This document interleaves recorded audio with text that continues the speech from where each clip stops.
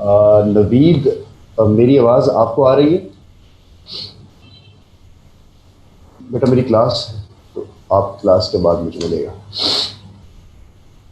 जी जी, कैसे हैं आप लोग? सब लोग खैरियत से हैं? जी मैं बिल्कुल ठीक ठाक, शुक्र अल्लाह का। That's great. चलें जी, सब इंस्पेक्टर साहबान, पुलिसिए जो है ना आज हमारे साथ हैं। तो मेरे साथ शायद आप लोगों का ओरिएंटेशन सेशन हुआ था, और उसके बाद जो जीके वाला और करंट अफेयर वाला पार्ट है वो मेरा आप लोग के साथ होना है। तो मुझे ये बताएं कि मेरे साथ कोई क्लास तो नहीं हुई शायद अभी तक आप लोग जीके की? कोई भी चीज़ हमने नहीं पढ़ी अभी तक? ऑल राइट, ठीक है ठीक है। आवाज़ नहीं आ रही है किसी बच्चे को हमारी? मोहम्मद रमज़ान को आवाज़ नहीं आ रही है? ठीक है मोहम्मद रमज़ान मेरा बच्चा, आपको अपना माइक ठीक करना है, अपना जो ऑडिबल आपका स्पीकर्स हैं वो ठीक करने हैं। पहली क्लास है, चले गुड हो गया।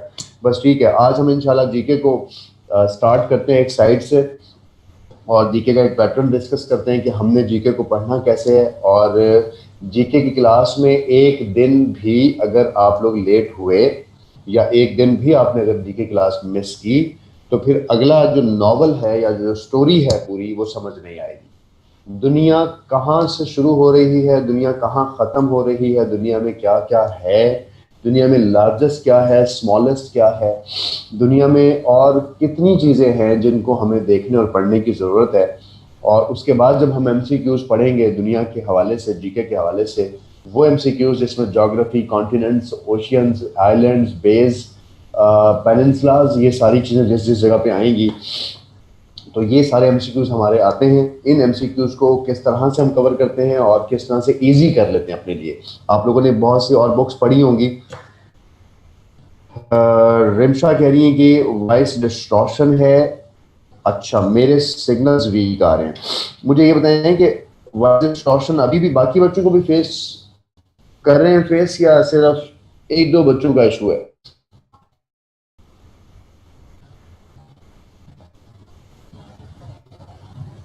मोहम्मद उस्मान कह रहे हैं कि ठीक है। शीजा कह रही है लिटिल बिट ओके है सर। ओके, अच्छा चले, मैं थोड़ा सा माइक ठीक करने की कोशिश करता हूँ, और फिर शायद कुछ हम आवाज़ बेहतर कर सकें। अब देखें कुछ बेहतर हुआ है। चल दैट ग्रेट, कुछ आवाज़ आप लोगों को बेहतर हो गई है। चलें, अब बहुत ठीक हो गया, बेहतर हो गया। अब मेरी बात सुने कि जो हमारा जीके का पेपर है, मैं आप लोग की टेक्स्ट ही ले रहा हूँ। चलें, दैट्स ग्रेट, थैंक यू। अब होगा ये कि जनरल नॉलेज का पेपर है ना, उसमें पूरी दुनिया समा जाती है, उसमें पूरी दुनिया आ जाती है, लेकिन उस पूरी दुनिया को कवर करना बहुत आसान है, राइट? और मुझे एक चीज बता दें, सिर्फ कोई एक बच्चा ही अपनी क्लास के बिहाफ पे, अभी तक जो आप लोग के पोर्शंस हुए हैं उसमें क्या क्या पढ़ा है आप लोगों ने? यानी कौन कौन सा एरिया ऑफ एमसीक्यूज पढ़ा है, यानी कौन सा सब्जेक्ट पढ़ा है आप लोगों ने? इंग्लिश पढ़ी है आप लोगों ने, राइट? जनरल साइंस पढ़ी है, दैट्स ग्रेट, ठीक है, ऑल राइट। इंग्लिश, ठीक है। मैथ्स मैथ्स भी है आपके पेपर में, मैथ्स पढ़ा है आप लोगों ने। इस्लामिक स्टडीज भी हो गई, दैट्स ग्रेट, ठीक है। Biology, chemistry and astrology, that's great, चलो ठीक हो, बेहतर हो गया। अब मेरा जो एस्ट्रोलॉजी और मिस आयशा सेठी के साथ शायद आप लोग की क्लासेस हुई होंगी, टेक्टोनिक प्लेट्स, अर्थक्वेक और इस सारे कॉन्सेप्ट के हवाले से। अच्छा, मैथ्स नहीं हुआ अभी, राइट? कंप्यूटर भी होगा इंशाल्लाह, नो वरीज। कंप्यूटर होगा, मैथ्स भी, मैथ्स के 3-4 सेशंस ही होंगे सर अजहर के साथ इंशाल्लाह। आप लोग का बेहतरीन हो जाएगा maths, no worries. Computer, all right, computer होगा इंशाल्लाह। आसिफ, कोई परेशानी नहीं, कंप्यूटर आपकी इंशाल्लाह पेपर से पहले पहले ही होगा और अच्छा कवर होगा। आप लोगों ने एक काम करना है मेरी क्लास लेने से पहले, और इस सीक्वेंस को समझना है जो मैं लिखवाने लगा हूँ और जो मैं आपको भी याद करवाने लगा हूँ। सीक्वेंस ये होगा कि आप लोगों ने एक रजिस्टर जो है अलहदा से, ये जीके की जो मेरे आपके साथ ऑलमोस्ट कोई 8 से 10 लेक्चर्स होंगे, and I sure, I guarantee कि आप इसके बाद एटलीस्ट दुनिया के हवाले से जो एमसीक्यूज आते हैं उनमें से बहुत से एमसीक्यूज को अच्छा सॉल्व कर सकोगे, एक चीज। दूसरी बात ये कि उन एमसीक्यूज के हवाले से आपका जो कॉन्सेप्ट्स हैं वो बहुत अच्छे हो चुके होंगे, और अगर कोई एमसीक्यूज नहीं आता उसको रिलेट भी कर सक रहे होगे कि यार इसका जवाब ये बनता है। और अगर कोई एमसीक्यूज तुक्का भी मारोगे तो बेहतर तुक्का भी मार सकते होगे। तो ये तीन चार ऑप्शंस जो हैं हमारे, हम आपको इसमें दे रहे हैं इंशाल्लाह। लेकिन हमने करना क्या है? हमने करना ये है कि मैंने आपको फर्स्ट लेक्चर के अंदर, जब मेरी ओरिएंटेशन थी आप लोग के साथ, तो मैंने जीके के पॉइंट ऑफ व्यू से आपको बताया था कि हमने जीके को, या हमने अपने एमसीक्यूज नॉलेज को जीरो से लेकर हंड्रेड तक, ए से लेकर जेड तक कवर करना होता है। यानी हर चीज को वन बाय वन कवर करना होता है। हम रैंडमली चीजों को प्रिपेयर नहीं करते हैं। जीके की प्रिपरेशन हम इस तरह से नहीं करते हैं कि हमने कोई एमसीक्यूज की किताब उठाई और वहां से एक एमसीक्यूज रैंडमली पढ़ा, उस एमसीक्यूज का जो जवाब हमें वहां पे पढ़ा मिला, हमने हमने समझ लिया कि वही सही जवाब है। हालांकि अगर उस एमसीक्यूज का क्वेश्चन चेंज कर दें या उसकी चार ऑप्शंस को चेंज कर दें, तो जवाब तो उन चार ऑप्शंस में से होगा ना। मैं कहता हूं कि एक दो तीन चार ऑप्शंस में है, तो जवाब एक होगा, दो होगा, तीन होगा या चार होगा। लेकिन अगर ऑप्शन में पांच छह सात आठ है, तो जवाब पांच होगा, छह होगा या सात होगा, तो आठ होगा। हमारी पहली मिस्टेक ये होती है कि हम जनरल नॉलेज या हम एमसीक्यूज की प्रिपरेशन में ये करते हैं कि जब हम उसका एमसीक्यूज में प्रिपरेशन करते हैं, तो जिस बुक के अंदर, जिस गाइड बुक के साथ, जिस जनरल नॉलेज के साथ हमने उस चार अवेलेबल ऑप्शंस में से सही ऑप्शन का इंतखाब किया होता है ना, हम समझते हैं ये शायद पूरी दुनिया पे अप्लाई हो जाएगी। ऐसा नहीं है। यही चीज है आपके टेस्ट, और यही चीज पीपीएससी आप लोग के बारे में आगाह करता है बाद में जाके, कि लोग अपने रटे रटाए एक एमसीक्यूज को दुनिया के हर सवाल पर अप्लाई कर देते हैं। डोंट डू दिस, हमने ऐसा नहीं करना है। हम इस चीज को कैसे कवर करेंगे, इस बात को कैसे कैटर करेंगे, इसको समझने के लिए मैं आप लोगों को हम कॉन्टिनेंट वाइज तैयारी करेंगे। कैसे कॉन्टिनेंट वाइज तैयारी करेंगे? हम सबसे पहले एशिया में जाएंगे, पूरा एशिया एक्सप्लोर करेंगे कि एशिया क्या है, इसके कितने ममालिक हैं, बड़ा कितना है, छोटा कितना है, कौन कौन से कंट्रीज हैं इसके अंदर। उसके अलावा इसके रिवर्स कौन से हैं, इसके माउंटेन्स कौन सी हैं, इसके बेस कौन से हैं, इसके आइलैंड्स कौन से हैं, इसके लोग कैसे हैं, यहाँ लोग कैसे रहते हैं, लोगों का रहन सहन क्या है। ये सारे ये वर्ड जो मैंने बोले हैं, इन सारों के जो एमसीक्यूज एशिया से मुतल्लिक आपके पेपर में आते हैं, वो सारे इंशाल्लाह हम एक ही दिन में 3 घंटे के लेक्चर में, 2 घंटे के लेक्चर में, अगर 2 घंटे का होगा तो 2 लेक्चर्स, 3 आवर्स का होगा तो एक लेक्चर्स, तो हम इसको इस तरह से कवर करेंगे। और उसके बाद फिर हम अफ्रीका कॉन्टिनेंट के अंदर जाएंगे, अफ्रीका को एक्सप्लोर करेंगे, हम यूरोप में जाएंगे, हम नॉर्थ अमेरिका में जाएंगे, हम साउथ अमेरिका में जाएंगे, हम आपको ऑस्ट्रेलिया लेके जाएंगे, हम आपको समंदरों में लेके जाएंगे, मैं आपको समंदरों की सतहें विजुअली दिखाऊंगा, बताऊंगा कि यहाँ पर क्या हो रहा है और किस तरह से चीजें हैं, और यहाँ से वो एमसीक्यूज क्यों बनाता है। तो चीजें थोड़ी इंटरेस्टिंग लग रही है ना? फरहाद, स्टूडेंट क्लास में इन कैसे होगा बताओ? आप सीआर हो, सिर्फ वो बच्चा इन होगा जिस बच्चे का अटेंडेंस रिकॉर्ड जो है वो एडमिन के पास है।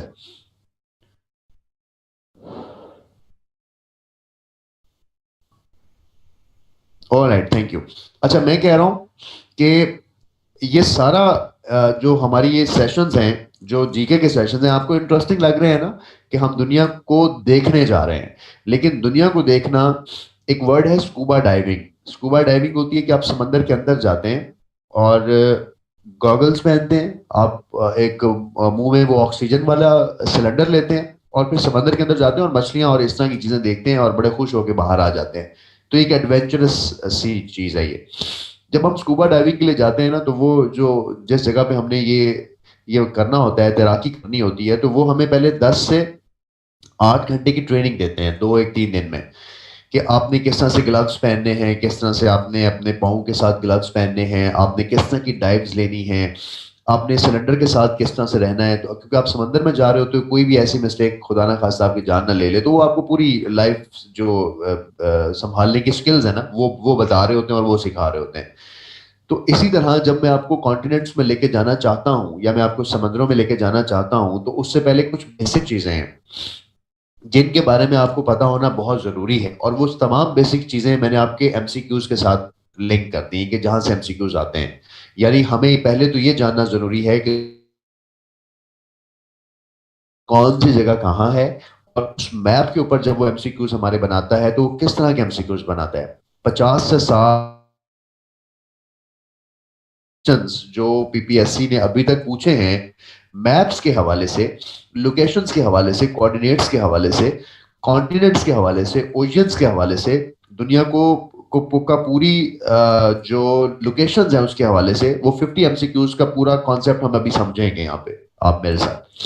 जब तक हमें वो कॉन्सेप्ट नहीं पता होंगे, उसके बाद जब मैं आपको एशिया में लेके जाऊंगा तो वहां पर आप मुझसे वो बातें ना पूछ रहे हो जिस बात को हम पहले इस लेक्चर में, जो आज इंशाल्लाह हमारा लेक्चर कोशिश करेंगे कि उसको सारे को क्लियर करें, उसमें वो हम इंशाल्लाह उसको क्लियर कर लेंगे। एक तो ये बात हम पहले सीखेंगे और उसके बाद फिर हम अपने कॉन्टिनेंट शुरू करेंगे। मेरे 2 लेक्चर्स होते हैं किसी भी कॉन्टिनेंट को शुरू करने से पहले, कि हम उससे पहले हमें ये चीजें पता हो, हमें दुनिया के जोन्स पता हो, हमें ये टर्मिनोलॉजी पता हो, हमें ये पता हो कि रिवर किसको कहते हैं, हमें ये पता हो कि बेस किसको कहते हैं, हमें ये पता हो कि आइलैंड्स किसको कहते हैं, हमें ये पता हो कि माउंट, प्लेटू, ऑल्टीट्यूड्स, ये लफ्ज जब एमसीक्यूज में वो पूछता है तो ये क्या है। तो इसलिए हम पहले पूरा ट्रेनिंग उस चीज की लेंगे कि जब हम कॉन्टिनेंट्स में खुद जाएं, उनको घूमें, उनको फिरें, तो उससे पहले हमें चीजें आती हों।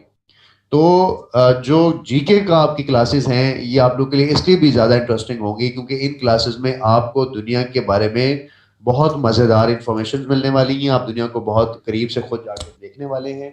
आपको दुनिया के बारे में वो तमाम रटे रटाए एमसीक्यूज जो आपने पहले से किए होंगे वो अब नहीं आपको करने पड़ेंगे। होपफुली मैं एड्रेस कर चुका कि हम क्या करने जा रहे हैं इस क्लास में।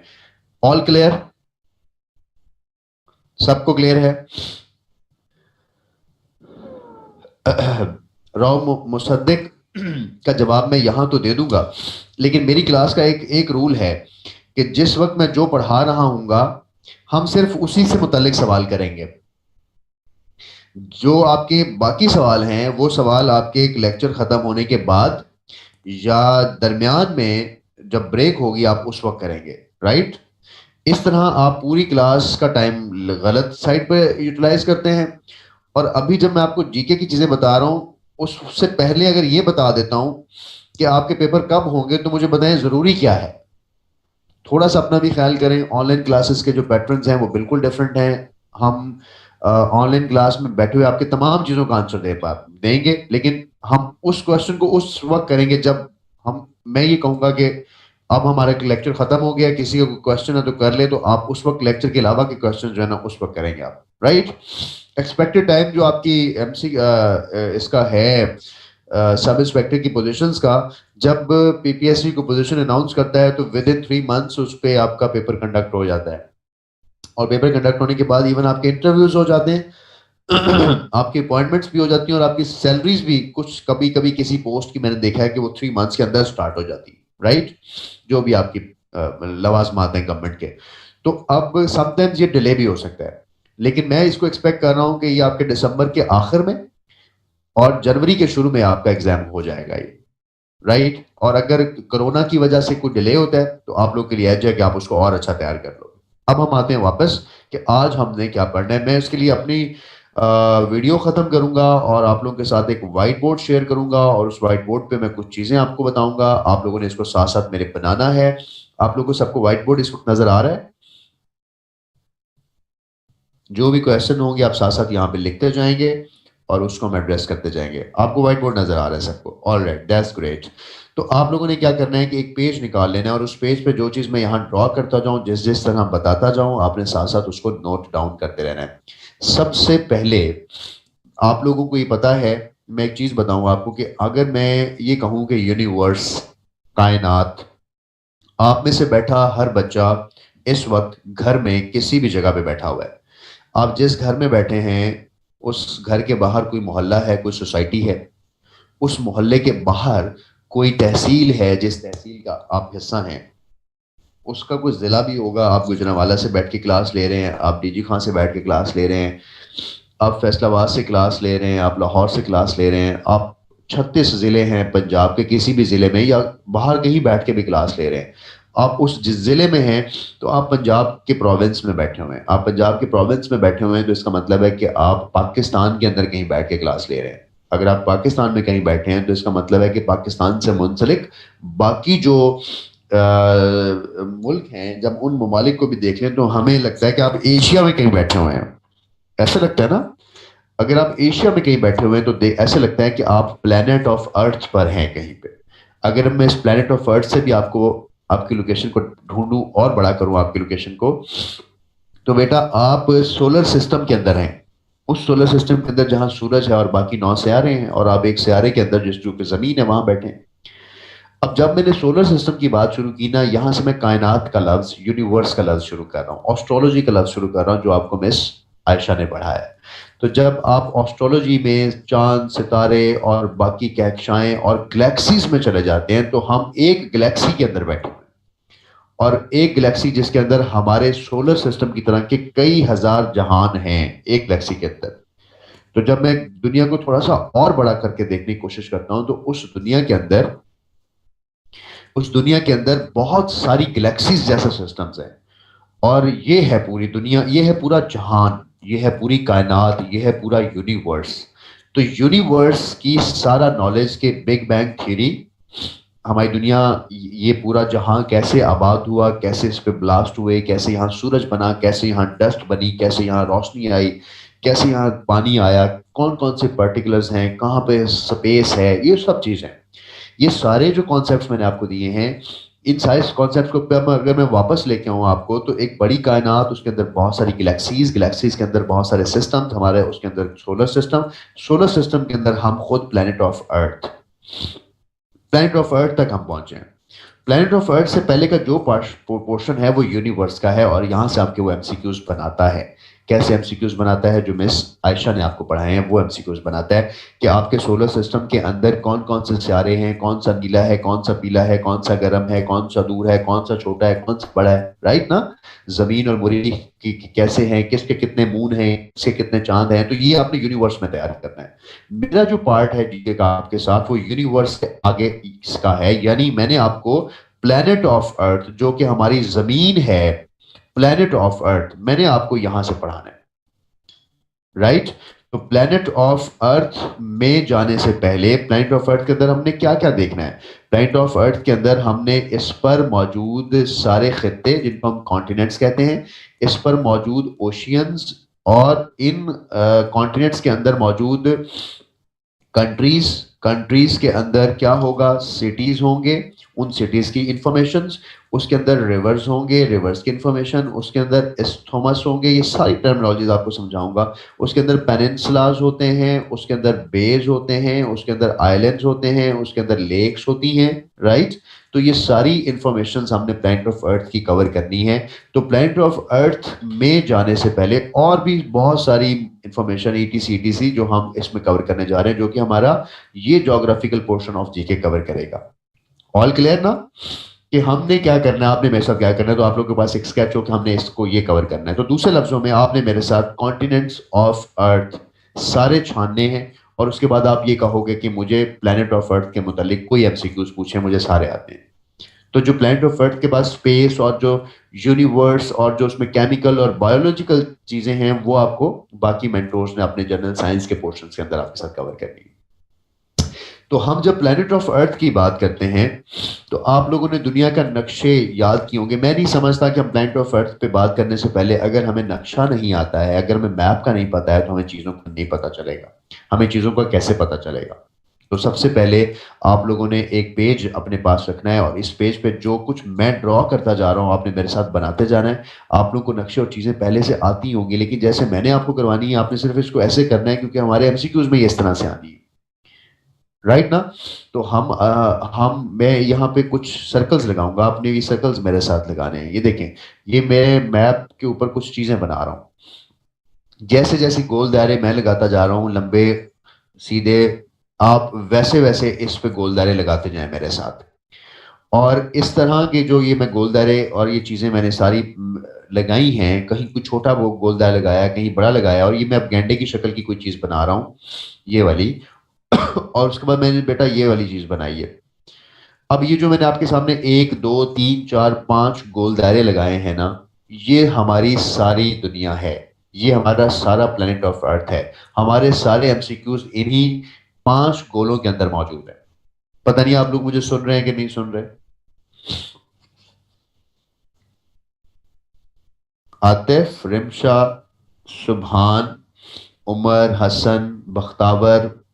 ऑल राइट, सुन रहे हैं, वेरी गुड। चलो गुड, लिख भी रहे हो ना साथ साथ, यानी साथ साथ जो ड्रॉ कर रहे हो वो भी कर रहे हो ना, बिल्कुल ठीक, चलो गुड है।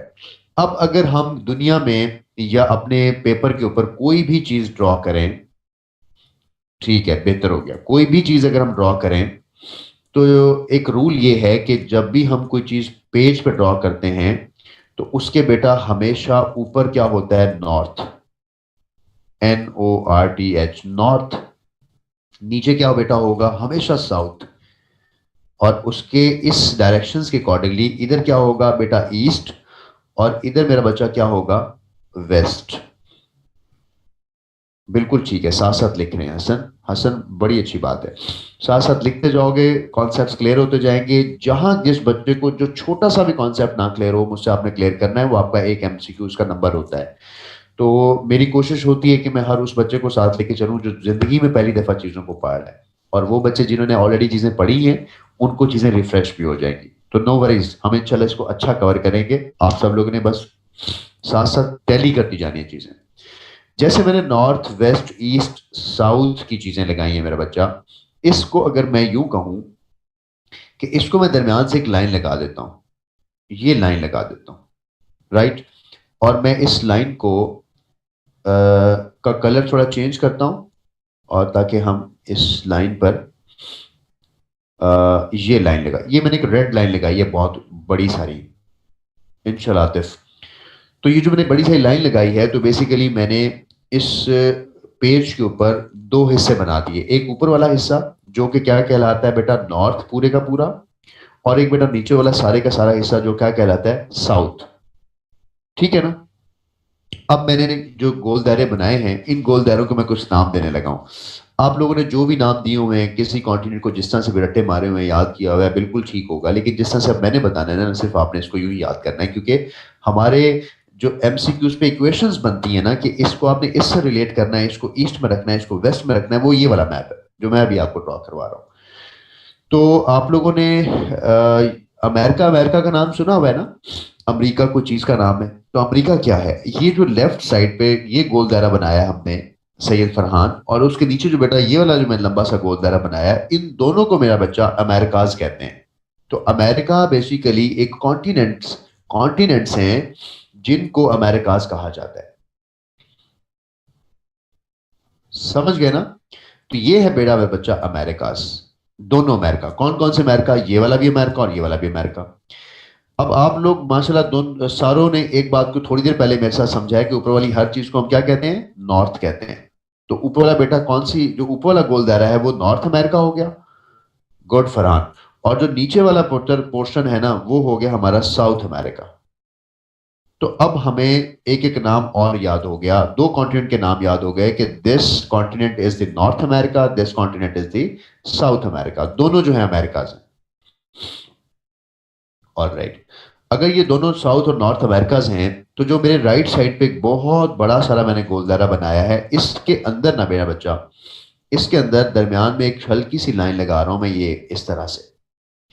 इस लाइन को मैं किसी और कलर से लगाता हूं, ये एक मैंने लाइन लगा दी दरमियान में, ठीक है।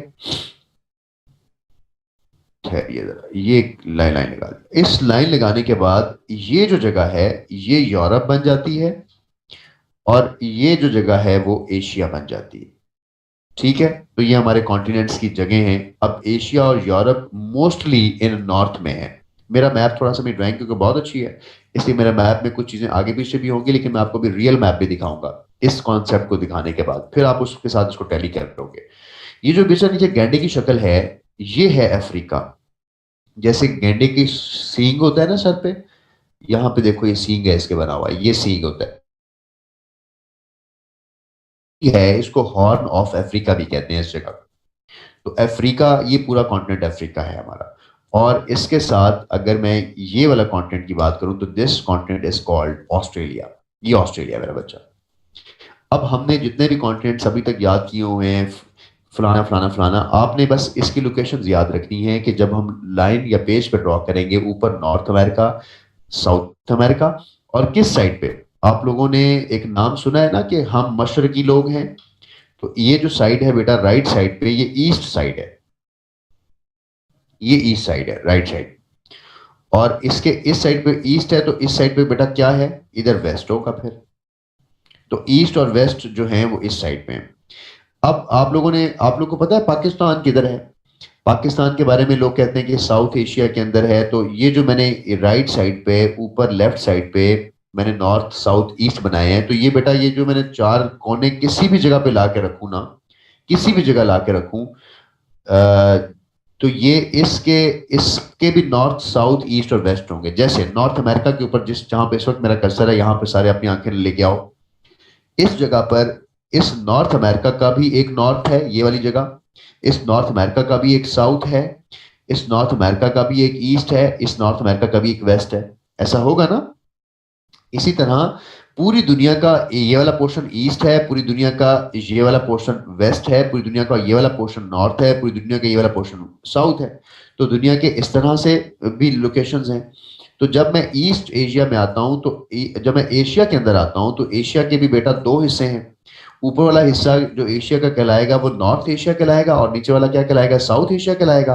तो आप लोगों को पता है कि हमारा जो पाकिस्तान है वो भी साउथ एशिया के अंदर है। तो पाकिस्तान की लोकेशन तो हमारी कहीं यहाँ बन रही होगी। तो हमारा जो पाकिस्तान है उसकी लोकेशंस भी हमने बना ली कि हमारा पाकिस्तान इस जगह पे किस जगह पे होगा। अब एक बात समझिएगा कि यहाँ पे हमारा पाकिस्तान है, और इस पाकिस्तान से कितना दूर है अमेरिका, इस पाकिस्तान से कितनी दूर है यूरोप, राइट? इस पाकिस्तान से किस साइड पे है अफ्रीका, नीचे की साइड पे। इस पाकिस्तान से कितना दूर है साउथ अमेरिका, इस पाकिस्तान के बिल्कुल नजदीक होगा ऑस्ट्रेलिया। ऐसे ही होगा ना? तो हमने अपने मैप के ऊपर इन जगहों की डिस्टेंसिंग, इन जगहों की लोकेशंस को भी दिमाग में रखेंगे जब हम इस मैप को समझेंगे कि हमारे हमसाए में कौन रहता है, किसके साथ हमने अपने एमसीक्यूज को जोड़ना है, और फिर उसके साथ हमने उसके कोलैबोरेशंस और उसके एमसीक्यूज और करंट अफेयर के एमसीक्यूज भी ऐसे ही हमारे सॉल्व होंगे। अब जबकि हमने ये लोकेशंस अभी सिर्फ मैंने लोकेशंस ढूंढी हैं अभी तक कि कौन सा कॉन्टिनेंट किस जगह पर है, और किसको हम ईस्ट में कह रहे हैं, किसको हम वेस्ट में कह रहे हैं, कौन सा नॉर्थ में है, कौन सा साउथ में है। इस चीज को जो अभी मैंने बताया, इस पे किसी का कोई क्वेश्चन है?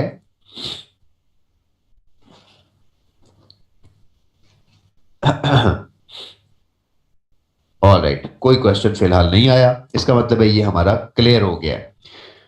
ऑलराइट, ऑल क्लियर ना? तो अब मैं आपको एक चीज बताता हूं, ये जो मैंने आपके सामने एक लाइन लगाई थी रेड कलर की, मैं इस लाइन के कुछ नाम रखना चाहता हूं। मैं इस लाइन को कहना चाहता हूं कि ये लाइन जो है, इस लाइन को राव तैयब, जो डायग्राम आप लोग के सामने है इसके मुताबिक तो हम ये कहेंगे 6 हैं। मोहम्मद इब्रार, अभी ईस्ट वेस्ट का पता चल जाएगा आपको।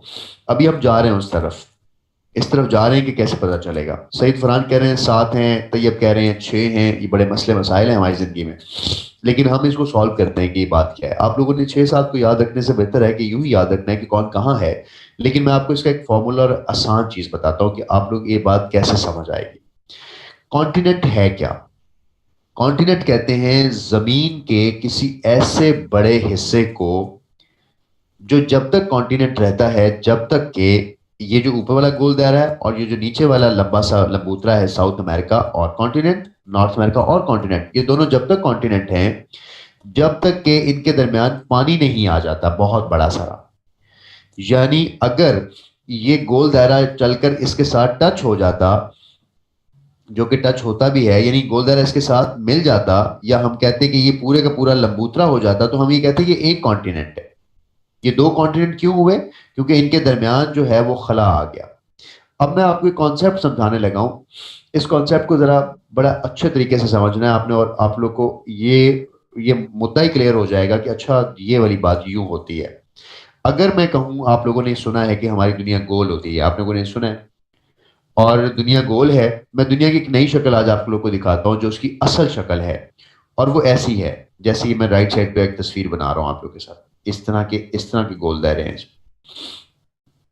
ये जो गोल जमीन है हमारी, अगर मैं इसकी शक्ल थोड़ा सा और अच्छी करके बनाता हूं आप लोग के लिए, तो आप लोग, एक ऐसा वट्टा है जमीन जो इस तरह से है। ये तो गोल नहीं है, लेकिन अगर मैं इसकी शक्ल को आपको इसकी गोलाई दिखाऊं तो आप अभी समझ जाओगे कि जिस जगह पर गहराई थी वहां पर पानी आ गया, जिस जगह पे अंदर खड्डा था वहां पानी आ गया। पानी आने के बाद तो अब आपको लग रहा है कि ये जमीन जो है दूर से एक गोलाई की शक्ल दे रही है। ये देखें, कॉन्सेप्ट सारे क्लियर हो जाएंगे अगर ये बात समझ आ गई। ट्रेंचेस हैं, गड़े हैं, खाइयां हैं, और जो ट्रेंचेस हैं वो समंदर बन गए। अब ये जो जगह है ये समंदर है, ये जगह समंदर है, ये जगह समंदर है, ये जगह समंदर है। तो जो जगह बाहर निकली हुई हैं उनको हम कॉन्टिनेंट कह देते हैं, पहाड़ कह देते हैं। समझ आई ना बात की, कि ये जो कॉन्टिनेंट बाहर निकला हुआ है इसके ऊपर हमने बेटा घर बना लिए और इसके ऊपर हम रह रहे हैं और ये कॉन्टिनेंट है। कॉन्टिनेंट तो फिर ऊंची जगहों के नेम हुए ना, कि जो ऊंची जगह है, क्योंकि जो जगह गहरी हो गई वहां पानी चला गया। तो यहां पे हमारा एक कॉन्सेप्ट यू भी क्लियर हो जाएगा, जो बाहर निकला हुआ है उसको क्या बोलते हैं, जो बाहर की तरफ निकले हुए हिस्से हैं वो आपके पहाड़ हैं, वो आपके कॉन्टिनेंट्स हैं, वो आपकी जमीन है, वो आपके रोड्स हैं, वो आपके घर हैं जहां आप रह रहे हो।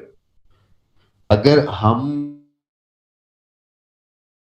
नहीं होता, अगर पाकिस्तान के कराची के साहिल के इलाके नीचे की तरफ गए होते तो उसके ऊपर तो पानी आ जाता। पानी का काम तो लेवल करना है चीजों को।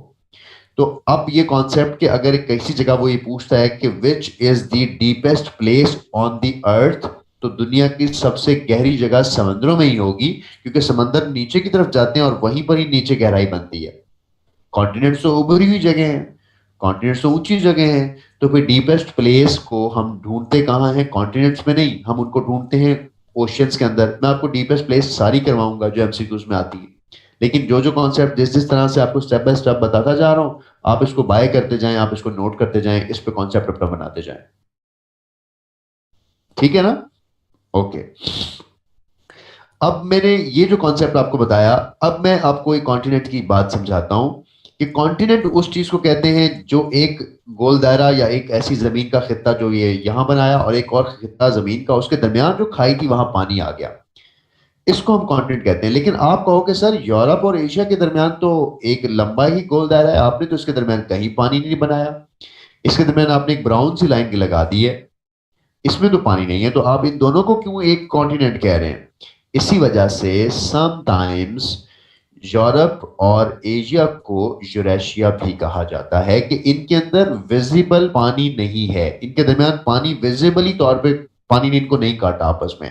यानी अफ्रीका और यूरोप और एशिया एक दूसरे से अलहदा हैं पानी के फासले से, ऑस्ट्रेलिया और एशिया एक दूसरे से अलहदा हैं पानी के फासले से। अगर मिले होते तो हम इनको एक ही कॉन्टिनेंट कहते। लेकिन यूरोप और एशिया को अगर हम गौर से दूर से देखते हैं, बिल्कुल नीचे लेके जाऊंगा आपको एशिया के अंदर, आपको वहां पर समंदरों और पहाड़ों और दरियाओं पे चलाऊंगा, फिराऊंगा, दिखाऊंगा, ये देखो ये वाला दरिया है, ये समंदर है, ये वो जगह है जिसकी हम बात कर रहे थे, ये एमसीक्यूज में आता है। तो जब मैं आपको एशिया में लेके जाऊंगा ना, उस दिन मैं आपको इस सवाल का जवाब दूंगा कि देखें यूरोप और एशिया के दरमियान वाज़ेह तौर पर पानी के नहरें बह रही हैं, पानी के दरिया बह रहे हैं, यहाँ पर ग्लेशियर्स बह रहे हैं, जहाँ जिसकी वजह से हम इसको अलहदा कॉन्टिनेंट कहते हैं यूरोप को, और एशिया को अलहदा कहते हैं। तो अगर हम एक लम्हे के लिए एशिया और यूरोप का लफ्ज भूल जाएं, तो फिर कितने कॉन्टिनेंट हुए? जो भी अभी आप मुझे बता रहे थे 6 हैं या 7 हैं। एक हमारा नॉर्थ अमेरिका, दूसरा हमारा साउथ अमेरिका, तीसरा यूरेशिया 3, अफ्रीका 4 और ऑस्ट्रेलिया 5। और दो कौन से हमारे होंगे? वो वाले कॉन्टिनेंट्स जिनको मैं थोड़ी देर बाद ही आपको पढ़ाना था, लेकिन अभी बता देता हूं। एक मिनट दो, जरा मैं इसको जरा रिमूव कर दूं, इसकी हमें अभी जरूरत नहीं है, इसको मुझे रिमूव करने दें। ठीक है। तो ऊपर हमारे बेटा दो ऐसे बड़े पानी के खित्ते हैं जो जमे हुए हैं बेटा, राइट। अब ये जो इलाका है पानी का जमा हुआ है, इसको हम बेटा और नाम देते हैं। उसी तरह मेरा बेटा इसके नीचे भी एक बहुत बड़ा खित्ता है और जमा हुआ पानी का, उसको बेटा हम और नाम देते हैं। तो ये जो दो इलाके मैंने अभी आपके सामने ड्रॉ किए हैं, ऊपर वाले को बेटा हम कहते हैं आर्कटिक। नहीं, इक्वेटर की तो भी बात ही नहीं कर रहे हसनैन। हसनैन आबिद नेकोकारा, खूबसूरत नाम है तुम्हारा। अभी तो हम इस पे बात नहीं कर रहे, अभी तो हम सिर्फ जगहों के नाम ढूंढ रहे हैं। एंटार्क्टिका, सारे इक्वेटर क्लियर होंगे तुम्हारे, डोंट वरी, घबराना नहीं है बिल्कुल भी। दुनिया की हर शय क्लियर होगी, बस इजीली इसको देखते रहो, जो बना रहा हूं इसको साथ साथ बनाते जाओ। अच्छा, अब ये जो एक दो कॉन्टिनेंट्स मैंने और, तो इस कॉन्टिनेंट्स को ऐड करने के बाद अब ये कितने कॉन्टिनेंट हो गए? अब ये 7 हो गए। अगर हम इसको यूरेशिया पढ़ें तो आप लोग को एक कॉन्सेप्ट क्लियर हुआ ना कि यूरोप और एशिया के साथ हम अगर मिलाएं तो ये 8 हो गए, और अगर इस यूरोप एशिया को हम इकट्ठा कॉन्टिनेंट बोलें तो ये यूरेशिया हो गया।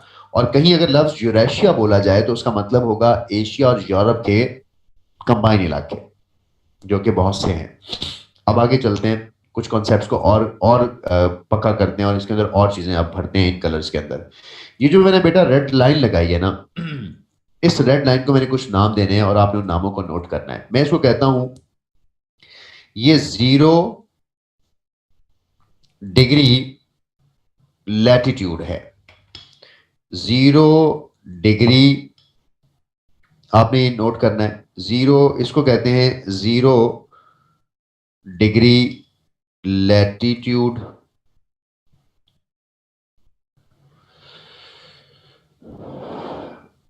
बख्तावर बेटा, हमारा जो एमसीक्यूज आएगा ना उसमें 7 और 8 का जो जवाब है हम पहले से कैसे बता दें कि क्या मार करना है? हो सकता है वो पूछे कि along with Eurasia how many other continents, हो सकता है वो पूछे without Eurasia how many other continents, तो उसके सवाल देख के हम जवाब देंगे। और अगर ऐसा सवाल ही आए कि हाउ मेनी कॉन्टिनेंट्स, तो ऑप्शंस के अंदर 7 होगा, 5 होगा, 3 होगा, 2 होगा, इस तरह की ऑप्शंस होंगी। 6, 7, 8 वाली नहीं होगी। और अगर 6, 7, 8 वाली आए तो वो नहीं देगा, क्योंकि उसको पता है कि यूरेशिया का कॉन्सेप्ट यहां पर लाई करता है, तो बच्चे इसको उस कॉन्सेप्ट को दिमाग में रखकर इसको आंसर दे रहे हैं। इस ऐसे एमसीक्यूज नहीं आते। ऐसे एमसीक्यूज हम ये हमारा सवाल ठीक है, लेकिन एमसीक्यूज इस तरह का नहीं आएगा, क्योंकि उसने उसने 2 सही जवाब एमसीक्यूज में नहीं डालने होते। तो ऐसे बहुत सारी जगहों पे मैंने जिस दिन आप लोग की फर्स्ट ओरिएंटेशन ली थी और मैंने आपको एक कहा था कि हम अपने ऑब्जेक्टिव की तैयारी ऑब्जेक्टिव में नहीं करते, हम अपने ऑब्जेक्टिव की तैयारी सब्जेक्टिव में करते हैं, कॉन्सेप्ट्स में करते हैं, डिस्क्रिप्टिव में करते हैं, स्टोरी में करते हैं। That's why I am telling you story के इस तरह से हमने इसको समझना है। और इसके बाद जब आपके साथ में 50 एमसीक्यूज जो कि most repeated MCQs of maps और ओरिएंटेशन ऑफ द लेक्चर्स हैं, आप देखोगे तो आपको क्लियर हो जाएगा कि हाँ ये तो सारे एमसीक्यूज आते हैं, और ये तो आप सारों को जुबानी याद हो गए हैं, बगैर पढ़े, बगैर याद किए, बगैर तुक्का मारे, बगैर उसको क्रैम किए, बगैर रट्टा मारे। ये बिल्कुल ऐसी स्टोरी है जैसे मैं आपको सुना रहा हूँ। इन स्टोरीज के अंदर बहुत सारे एमसीक्यूज हैं जो अभी तक आपके सॉल्व हो चुके हैं, लेकिन जब आप एमसीक्यूज को देखोगे पेपर्स में जाके, वहां आपको क्लियर होगा कि हाँ ये एमसीक्यूज तो मुझे आता है, ये तो एमसीक्यूज बनता भी नहीं है, पता नहीं उसने इतना आसान एमसीक्यूज क्यों दिया हुआ है। लेकिन हम क्योंकि उन चीजों को बगैर कॉन्सेप्ट उन चीजों के पढ़े होते हैं, दैट्स व्हाई वो हमें तंग कर रही होती है। ठीक है, ऑलराइट, थैंक यू जी। अच्छा, 0 डिग्री लैटिट्यूड कहते हैं इस लाइन को। अगर मैं कहूं कि इसको मैं बेटा 0 डिग्री लैटिट्यूड कहूं तो क्या इस पे आपको इतराज है? आपको होना भी चाहिए, नहीं होना चाहिए, आई डोंट नो। अच्छा, मैं कहता हूं एक वर्ड है ट्रॉपिकल जोन, मैं कहता हूं एक वर्ड है equator zone, equatorial zone, right. मैं कहता हूं एक लफ्ज है ITCZ, ठीक है। मैं कहता हूं एक लफ्ज है पैरेलल। ये सारे जो मैं नाम लिख रहा हूं ना, ये मैं इस लाल जो लाइन में लगाई है ना, ये मैं सारे इसके नाम लिख रहा हूं, और इनके नामों से आपको बस ये बात आपने आज पक्की कर लेनी है कि सर ने हमें कहा था कि इस चीज को यही कुछ कहते हैं जो मैंने लिखा है। और ये टोरिड जोन का एमसीक्यूज भी आया हुआ था पिछले दिनों, ये भी इन्हीं में से किसी चीज को कहते हैं। बताता हूं किसको कहते हैं, इन सबको मैं 1 बाय 1 एक्सप्लेन करता हूं। 0 डिग्री लैटिट्यूड मेरा बच्चा क्या है? पहले तो ये समझे कि लैटिट्यूड का जो लफ्ज है वो क्या है। लैटिट्यूड का लफ्ज का मतलब है मैप के ऊपर हॉरिजॉन्टल लाइंस, राइट। लैटिट्यूड का मतलब है ये जो लाइन में लगाई है, ये जो बड़ी सारी मैंने लाइन लगाई है, ये 0 लैटिट्यूड है। इसको मैंने 0 नंबर दिया है।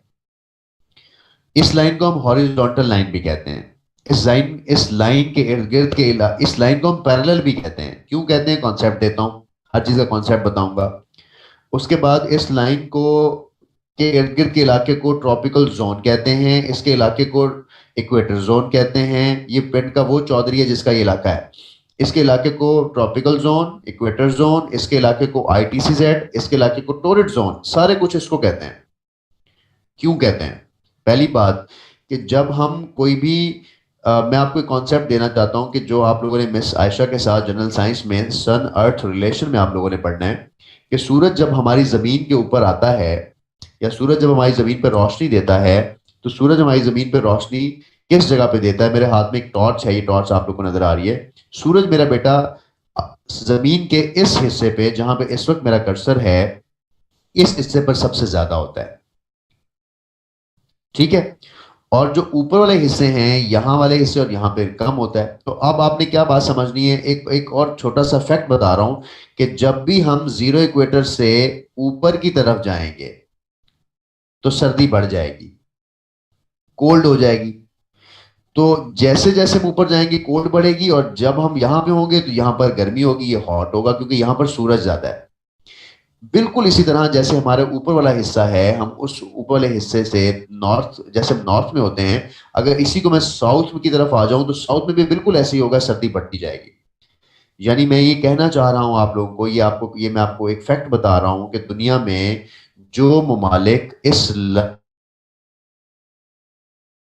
ममालिक बेटा, उनके साथ गर्मी होगी, उनमें ज्यादा गर्मी होगी, उनमें सूरज ज्यादा रहेगा, वो इक्वेटर जोन होगा, वो ट्रॉपिकल जोन होगा, वो टॉरिड जोन होगा, वो सूरज का इलाका होगा। लेकिन जैसे जैसे हम इस लाल लाइन से परे हटते जाएं, ऊपर की तरफ जाते जाएं, तो हम नॉर्थ की तरफ जा रहे होते हैं ना। हम इस जीरो लाइन से, 0 डिग्री से, जीरो पैरेलल से जब नीचे की तरफ आएंगे तो हम साउथ की तरफ जा रहे होते हैं, तो फिर भी सर्दी बढ़ रही होती है। अब जब अगर आपको ये पता चल गया तो मैं आपको फिर ये वाली बात भी बताना चाहता हूं कि अगर आप लोग को ये बात पता चली तो फिर ये बात भी आपको पल्ले होनी चाहिए कि जब हम 0 डिग्री से ऊपर जाते हैं, जब हम 0 डिग्री से नॉर्थ की तरफ जाते हैं, तो हर कदम के बाद जो हमारी डिग्री है उसमें इजाफा होता है, और ये लाइनें जो हैं ऊपर की तरफ बढ़ना शुरू हो जाती हैं।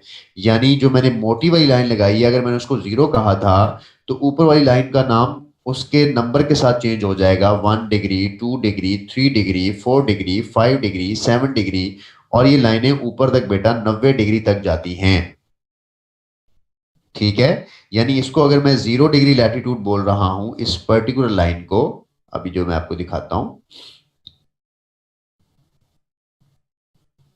ये देखो, ये लाइन जो इसको मैंने 0 डिग्री बोला है, ये जो जिसके साथ मैंने हॉट लिखा है, हमारी जो लाइन है, तो मैंने अगर इसको 0 लिखा है, तो 0 से ऊपर क्या होगा? 1 डिग्री होगी, ठीक है। ऊपर चलते जाएंगे तो ऊपर जाके कौन सी डिग्री आ जाएगी? कोई 30 डिग्री का इलाका आ जाएगा। ऊपर चलते जाएंगे तो ऊपर जाके कौन सी डिग्री का? 60 डिग्री का इलाका आ जाएगा, और बिल्कुल ऊपर चले जाएंगे तो 90 डिग्री का इलाका आ जाएगा। लेकिन 90 के साथ वर्ड लगा रहा हूं मैं, 90 डिग्री लैटिट्यूड। और कौन सा वाला लैटिट्यूड? नॉर्थ वाले लैटिट्यूड। बिल्कुल इसी तरह जैसे हमने इसके साथ लाइंस लगाई हैं मेरा बच्चा, यही लाइंस यहां पर लग रही होती है नीचे की तरफ। तो बख्तावर, ये बात क्लियर हो रही है ना आपको कि जब हम लाइंस ऊपर जैसे लगाते हैं, बिल्कुल वैसे ही नीचे लाइंस लगती हैं। ये जो मैंने सीधी सीधी लाइंस लगाई हैं, इन लाइंस का मतलब है हॉरिजॉन्टल लाइंस। इन लाइंस का मतलब है ऐसी लाइंस जो ईस्ट और वेस्ट से आ रही है और एक ईस्ट और वेस्ट से गुजर रही है। तो ये सारी लाइंस कौन सी होंगी? इनको लैटिट्यूड कहेंगे, इनको हम क्या कहेंगे? इनको हम लैटिट्यूड कहेंगे, और इनको हम हॉरिजॉन्टल लाइंस कहेंगे। किसके ऊपर? मैप के ऊपर। क्योंकि जब हमें ये बात पता चल जाती है कि सर ने हमें ये फैक्ट बता दिया कि जैसे जैसे हम आगे चलते जाएंगे तो हर लैटिट्यूड बढ़ने से, लैटिट्यूड के बढ़ने से क्या चीज बढ़ रही होगी? सर्दी बढ़ रही होगी, सर्दी बढ़ रही होगी। ये देखें, ये सर्दी बढ़ रही। तो अब जैसे जैसे यहां पर बढ़ रही थी, तो यहां पर साउथ होगा, ऊपर नॉर्थ होगा, तो ये हमारा साउथ। तो आप लोगों ने सुना है ना, पोल, साउथ पोल के ऊपर सर्दी होती है और नॉर्थ पोल पे सर्दी होती है। तो बेसिकली जब हम बिल्कुल नॉर्थ में चले जाते हैं, ऊपर 90 डिग्री पे चले जाते हैं, तो सर्दी बहुत ज्यादा होती है, और जैसे जैसे हम नीचे आते जाते हैं सर्दी कम होती है। अब एक चीज सबने समझनी है कि जो मैंने नॉर्थ अमेरिका का लफ्ज लिखा है, इस नॉर्थ अमेरिका के साथ ये जो लाइन है, इसका ये वाला जो ऊपर वाला हिस्सा है ना बेटा, यहां पर एक मुल्क है कनाडा, और कनाडा के बेटा बिल्कुल नीचे एक मुल्क है USA। और यूएसए के नीचे यहां पर एक मुल्क है, उसका कहते हैं मैक्सिको। तो हमने कुछ मोटे मोटे कंट्रीज के नाम भी याद करने हैं, बाकी हमें सारे सारे साथ साथ याद होते जाएंगे। अगली क्लासेस में हमने सारे कंट्रीज के मतलब बहुत कुछ पढ़ना है। तो मैंने अभी सिर्फ आपको एक चीज बताई कि जो यूनाइटेड स्टेट्स ऑफ अमेरिका है, जिस अमेरिका को आप गालियां देते हैं, जो अब जहां पे इलेक्शन हुआ है, जहां पे ट्रंप था, जहां पे ओबामा था, वो कौन सा वाला अमेरिका है? वो नॉर्थ अमेरिका के अंदर एक मुल्क का नाम है। तो जब आप ये कहते हो अमेरिका ने ये कर दिया, तो बेसिकली आप ये कहते हो कि अमेरिका में कनाडा, यूएसए, मैक्सिको सारों ने कर दिया। नहीं, हम गलत कह रहे होते हैं। हमें क्या कहना चाहिए? हमें ये कहना चाहिए कि यूनाइटेड स्टेट्स ऑफ अमेरिका ने ऐसा कर दिया, राइट? तो रियासत हाय मुत्तहिदा अमेरिका ने ऐसा कर दिया। तो ये वर्ड होता है, लेकिन गैर गलत उलाम है, लोग इसको यूज कर रहे होते हैं। लेकिन आप जब चीजें पढ़ रहे होते हो, समझ रहे होते हो, तो फिर आप इसको ऐसे नहीं कह रहे होते हो और समझ रहे होते हो। तो अब मुझे एक बात का सबने जवाब देना है। आपके सवाल, जो सवाल मैं करूंगा उसके जवाब से मुझे अंदाजा होगा कि आप लोगों को अभी तक क्या बात समझ आई है। मुझे ये बताएं कि यूएसए में ज्यादा ठंड होगी या कनाडा में ज्यादा ठंड होगी? कनाडा में। Okay, okay, okay. किसी को लगता है कि यूएसए में ज्यादा ठंड होगी और कनाडा में नहीं होगी? कनाडा की निस्बत यूएसए में ज्यादा ठंड होगी, ऐसा अभी तक किसी को नहीं लगता। वेरी गुड, बहुत अच्छा। इसका मतलब है हम इस बात पे मुत्तफिक हो गए कि जब लैटिट्यूड बढ़ेगा, या जब किसी मुल्क के साथ, किसी मुल्क के बारे में अगर आपको सिर्फ इतना ही पता चल जाए कि वो किस लैटिट्यूड पे है, तो आप लोगों को ये तो आज सारे मुल्कों के बारे में पता चल गया कि वो ठंडे हैं या गर्म है। क्योंकि ठंडे और गर्म होने से बहुत फर्क पड़ेगा और बहुत सी चीजें पता चलेगी। कैसी? सबसे पहले मैं आपको ये चीज बता दूं कि जी जो हमारा साउथ अमेरिका है, इसमें किस तरह के ममालिक के नाम हम पढ़ेंगे। इसमें हम बेटा ब्राजील का नाम आपने सुना है, वो पढ़ेंगे। इसके अंदर आपने बेटा अर्जेंटाइन का नाम सुना है, अर्जेंटीना। इस तरह के ममालिक के हम नाम पढ़ते हैं इसके अंदर। इसके अंदर बेटा हम पीरू और चिली, इस तरह के नाम पढ़ेंगे। तो अभी मोटे मोटे नाम बता रहा हूँ, ताकि अभी आपने इसको लिखते भी जाना है साथ, ताकि जब हम इन नामों को इन फ्यूचर बात करें कि ये मुल्क यहाँ है, तो आपके दिमाग में हो कि हम किस कॉन्टिनेंट की बात कर रहे हैं। और आपको ये भी पता हो कि वो मुल्क किस जगह पे है, ताकि उससे आप उसकी गर्मी सर्दी, उसके माहौल और चीज़ों को दिमाग में रखकर आप जवाब दे रहे हो चीज़ों का। जो बेटा यूरोप है, यूरोप में आपने ऐसे नाम सुने हैं ना? Germany, Germany, Germany, France, France, Italy, right? इसी तरह एक मुल्क है यूके, वो थोड़ा सा बाहर की तरफ निकला हुआ मुल्क है। यूके, यूनाइटेड किंगडम, जिसको हम बरतानिया बोलते हैं। यानी बाहर की तरफ निकले हुए का मतलब क्या हुआ? वो किस जगह पे है? जहां पर पानी है, समंदर है। इसी तरह ये सारे इलाका हमारे यूरोप में इस तरह के ममालिक होते हैं। जो बेटा एशिया का यूरोप है ना, सॉरी, एशिया का जो नॉर्थ है बेटा, वहां पर एशिया का नॉर्थ सिर्फ और सिर्फ रशिया पर मुश्तमिल है। बहुत बड़ा है रशिया, रशिया ने सारा उसको घेरा हुआ है। और उसके बाद पाकिस्तान है। पाकिस्तान के बाद आप लोग को पता है कि यहाँ पर और ममालिक हैं। किस तरह के मुल्क हैं? आपने देखा कि यहाँ पर इंडिया है, राइट? यहाँ पर इंडिया है, इंडिया के बाद आगे बांग्लादेश है। ये ममालिक होंगे। इधर बेटा कौन से मुल्क होगा? हमारा अफगानिस्तान होगा। ये अफगानिस्तान हम पढ़ते हैं यहाँ पर। अफगानिस्तान के बाद फिर यहाँ पे नीचे ईरान होगा, राइट? तो इस तरह के ममालिक भी हैं बेटा यहाँ पर। तो हमें ये साउथ एशिया, खैर जब हम इन सब में जाएंगे, इन कॉन्टिनेंट्स में, तो अभी हमने अलग-अलग से जाना है ना, तो हमने इनके बारे में पढ़ना है। अफ्रीका के ममालिक आपको पता है, इजिप्ट इधर है, इस तरह के ममालिक सारे, और ये सारे। अब मुझे एक बात आप लोग को समझ आएगी कि जब हमारा ये पूरा मैप इस वक्त जो मैंने आप लोग के सामने ड्रॉ किया हुआ है, इस मैप के ऊपर जो जो ममालिक जिस जिस जगह पे हैं, रशिया नॉर्थ नॉर्थ में है, ठंडा होगा ना। पाकिस्तान इक्वेटर के पास है, पाकिस्तान 0 डिग्री के पास है, तो पाकिस्तान थोड़ा गर्म इलाकों में शामिल होगा। इसी वजह से यहाँ बहुत ज़्यादा गर्मी पड़ती है और रशिया वाले इलाकों में बहुत ज़्यादा ठंड पड़ती है। साइबेरिया दुनिया का सबसे ज़्यादा ठंडा मुकाम इसी वजह से है, क्योंकि वो इस मैप के ऊपर हाई लैटिट्यूड के ऊपर आ रहा है। हाई लैटिट्यूड का मतलब ऊंचाई नहीं है, इसका मतलब सिर्फ यही है कि ये जो रेड लाइन है, इस लाइन से जब हम ऊपर जाते जाएंगे तो लैटिट्यूड यानी हॉरिजॉन्टल लाइंस बढ़ती जाएंगी, और हर लाइन के बढ़ने से जो सूरज की रोशनी का ताल्लुक है उन खित्तों से, वो कम और ज्यादा होता जाएगा। बस इसका यही कॉन्सेप्ट है। लेकिन एक वर्ड में लिखा है पैरेलल। पैरेलल का मतलब यह है कि हर लैटिट्यूड दूसरी लाइन के साथ पैरेलल है। कहीं कोई किसी को मिक्स तो नहीं हो रहा ना, कोई किसी को क्रॉस तो नहीं कर रहा ना। तो अगर कोई आपसे ये कहे कि ये जगह 49 पैरेलल है, जैसे मैं आप लोग को ये बात समझाऊं कि कनाडा और यूनाइटेड स्टेट्स के बॉर्डर के दरमियान का एक इलाका है, उसको बेटा 49th पैरेलल कहा जाता है। आप लोगों ने एमसीक्यूज पढ़ा होगा कभी। वो क्यों कहा जाता है? इस वजह से कहा जाता है कि कनाडा और यूएसए के दरमियान जो बॉर्डर है फुटा खींच के 49 पैरेलल के ऊपर लगाया गया। तो दुनिया के हर बॉर्डर का नाम पैरेलल नहीं है, सिर्फ उन्हीं बॉर्डर्स का नाम पैरेलल होगा जो इन लैटिट्यूड के ऊपर हैं। माशाल्लाह से क्लास में कुछ शहजादे जो है ना वो अब आ रहे हैं, और ऐसे शहजादों का अब हम क्या करें, क्योंकि मैंने क्लास के शुरू में ही एक भाषण दे दिया था। हो क्या करें अब इन बच्चों का। अजान की ब्रेक लेनी है। अच्छा, बड़ी ब्रेक से लगे हुए तुम सारे हैं। लो ब्रेक जी, मेरे को तो अजान नहीं हो रही। ब्रेक आपकी अजान हो रही भी किसी और की होगी यार। किसी को बच्चे को भेजो, मैंने उसको चाय का कहना है, लड़के को चाय दे देगा मुझे। अच्छा, डिस्कनेक्ट हो जाते हैं फिर रीज्वाइन करते हैं। ऑल राइट, चंक आप लोगों ने मिस नहीं करना। थिंग्स आर वेल कनेक्टेड और फिर हमारे पास होगा।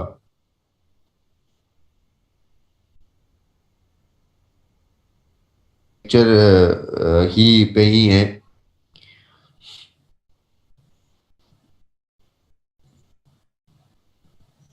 जी ठीक है, हम अपना लेक्चर ही कंटिन्यू कर रहे हैं।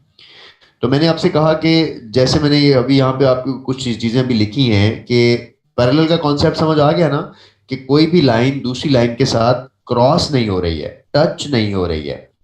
अच्छा, जो 49 पैरेलल है वो ये वाली बात है कि एक एमसीक्यूज आता है कि कनाडा और यूएसए के बॉर्डर को क्या कहा जाता है।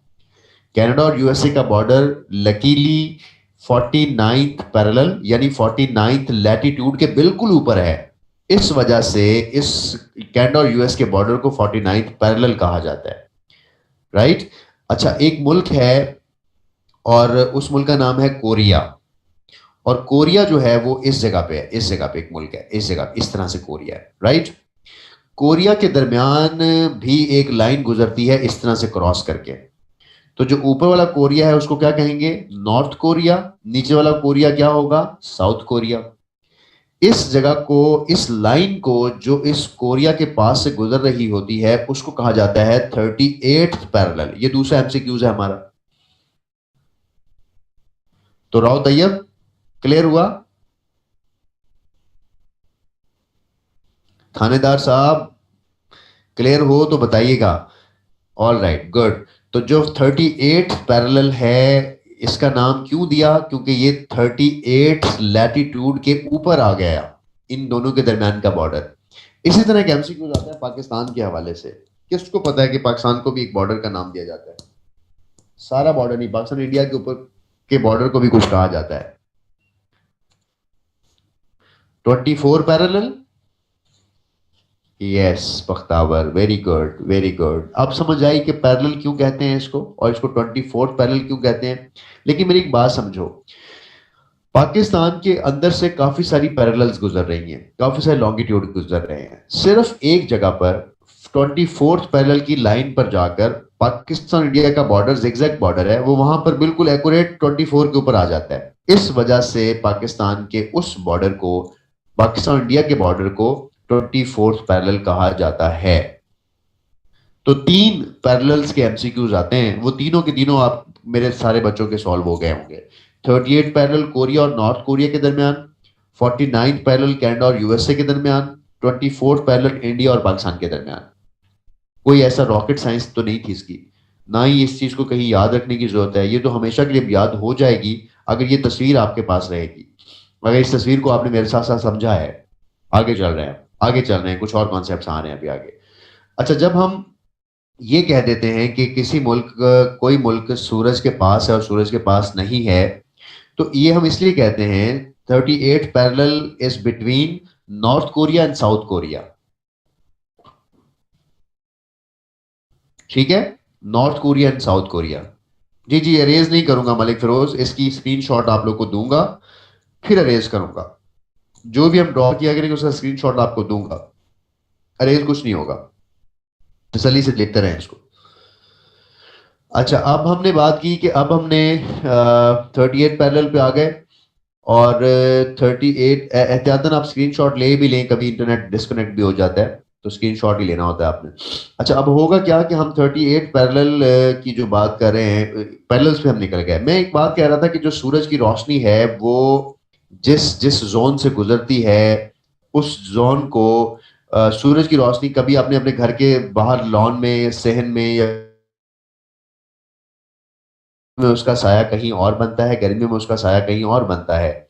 तो मिस आयशा सेठी के साथ सूरज जमीन के रिलेशनशिप में आपको ये बात समझ आई होगी कि कभी सूरज नॉर्थ में चला जाता है, कभी सूरज साउथ में चला जाता है। यानी सूरज की रोशनी सर्दियों में, गर्मियों में हमारे पास यहाँ बहुत गर्मी पड़ रही होती है। आवाज डिस्टॉर्शन हो रही है मैमूना? अभी तक हो रही है बच्चा, या आपके एंड पे कुछ सिग्नल वीक हुआ था? कोई बच्चा मुझे बता दे, मेरी आवाज अभी तक डिस्टॉर्ट है?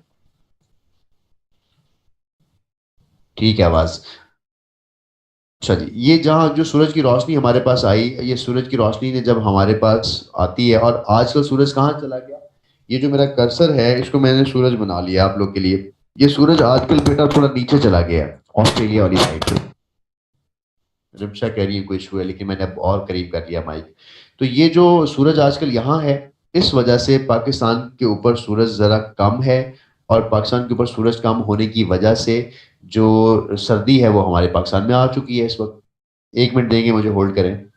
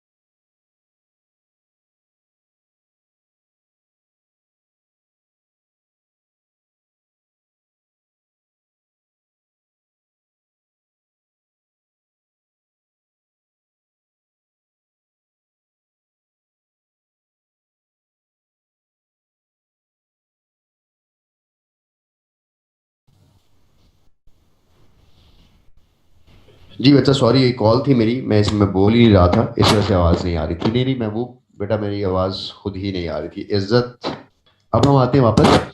मैंने आपसे कहा कि सूरज जो है वो आजकल नीचे की तरफ है, और इस वजह से ऊपर रोशनी कम है। अच्छा, ये जो कनेक्शन है सूरज का हमारी ज़मीन और ख़ित्ते के साथ, इसको ज़रा समझते हैं।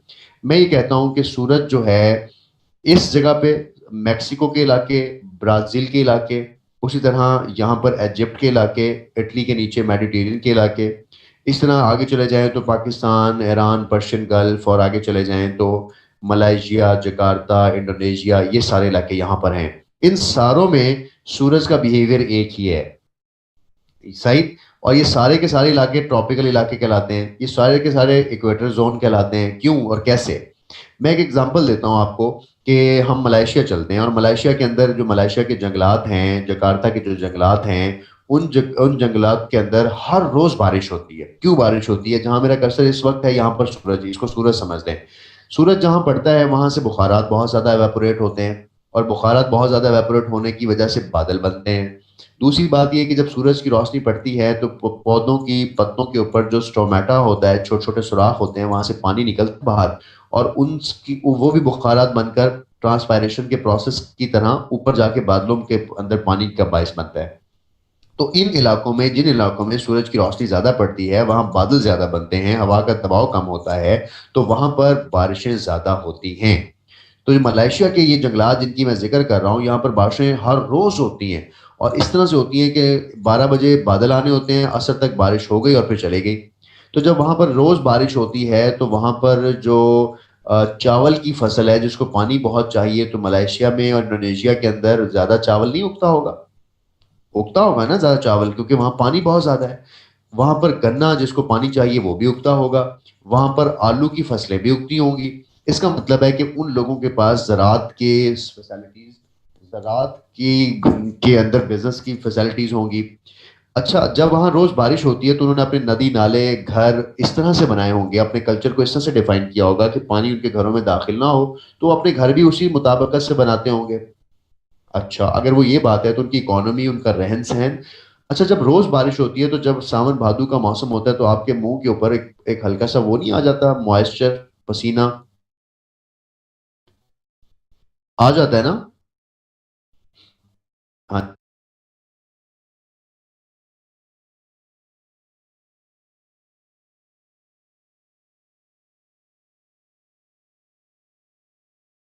जब, तो इसका ये मतलब हुआ कि जब हमारे मौसम, हमारे अगर हमारे मुंह पे हल्की सी मॉइस्ट आ जाता है, हमें लगता है कि यार हमारे मुंह पे हल्का सा कोई पानी है, या हमारे मुंह पे कोई हल्की सी ऐसा लगता है कि जो बच्चे कराची में कभी गए हो तो वहां पर उनको लगता है कि मौसम जो है ना उसके अंदर अजीब तरह की सावन भादों वाला टच है, तो फिर आप क्या करते हैं, आप ऐसे कपड़े पहनते हैं जिनके अंदर से हवा का गुजर हो। आप ऐसे कपड़े पहनते हैं जिनको, जो कपड़े सांस लेते हो, यानी आप कहते हैं ब्रीद करते हो, नमी का लफ्ज मेरे मुंह में नहीं आ रहा था उमर, थैंक यू।